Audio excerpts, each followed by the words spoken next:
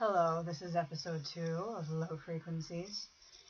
In this one, I'm going to be talking about the recent fuss being made in the media by feminists on the subjects of vaginas and menstruation. Someone actually recently made a range of vagina-themed emojis in neon colors, one of which was actually oozing some god knows what fluid. It was in response to an icon of an eggplant that someone felt was symbolic of a penis. Now, the short version, the TLDR version, is shut up about vaginas already, please. The long version is a little more nuanced, so I will get to that now. I'm not against making art of human anatomy. I love anatomical art. I did quite a bit of it myself when I was in art college as a teenager. I was given one assignment where I could pick anything, and I was told to do a collage about it, kind of a mosaic. And I chose the human eye. I did all these line drawings of the eye and the retina, and I made this mosaic out of them. I also, another time, I had to do a similar series, and I chose the inner ear. In another series, I did a painting of a woman with her nervous system and spinal cord lit up in neon green. And that was very rewarding for me because eyes, ears, spinal cords, these things are important. Without them, you wouldn't be sitting upright using a computer. You wouldn't be listening to my voice right now. But that's not what feminists are doing with all this vagina business.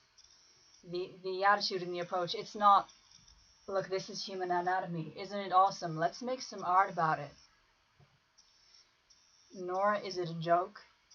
If somebody did this as a joke to annoy people or to shock them, I would laugh my butt off too. I love childish humor. It's not really either of these things. It's not serious, respectful art about anatomy, and it's not a silly joke either. It seems to be more along the lines of, we're oppressed, so we're going to go on and on and on about vaginas to make ourselves feel better. I actually see them being lauded as body positivity.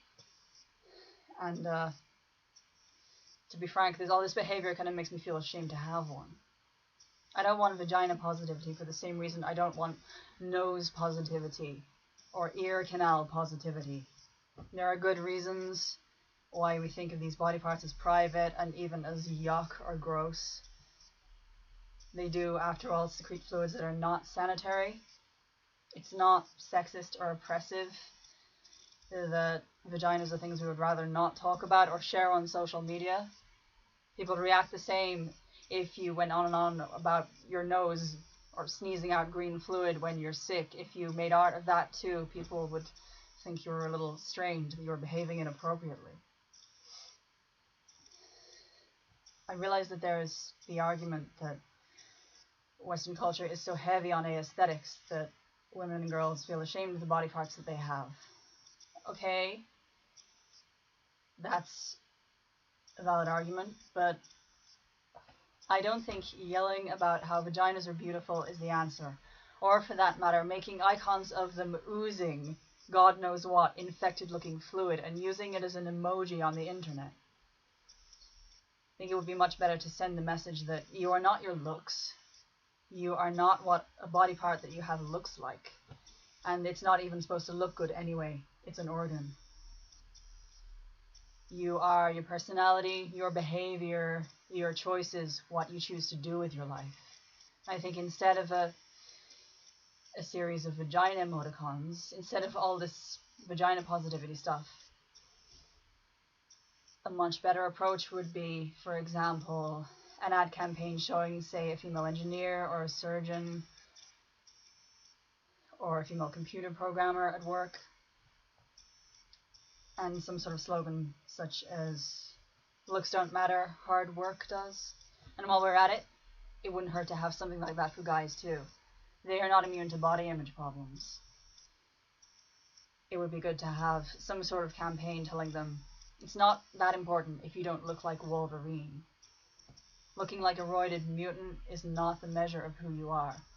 What you choose to do with your life is.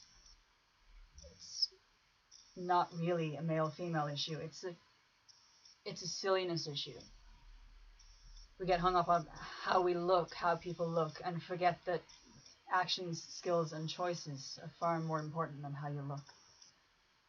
And making it about gender or sex organs is completely missing the point. And that's all for tonight. See you later. Leave any thoughts for me in the comments section.